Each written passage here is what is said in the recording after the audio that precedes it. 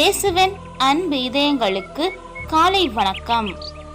இந்த நாள் உங்களுக்கு ஆசீர்வாதமாக அமைய வாழ்த்துக்கள்.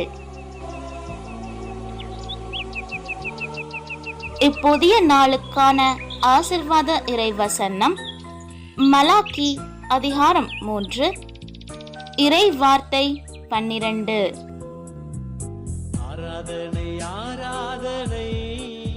வேற்றினத்தார் அனைவரும் உங்களை பேறு பெற்றோர் என்பார்கள், ஏனெனில் நீங்கள் இனிய நாட்டின் மக்களாய் திகழ்வீர்கள்.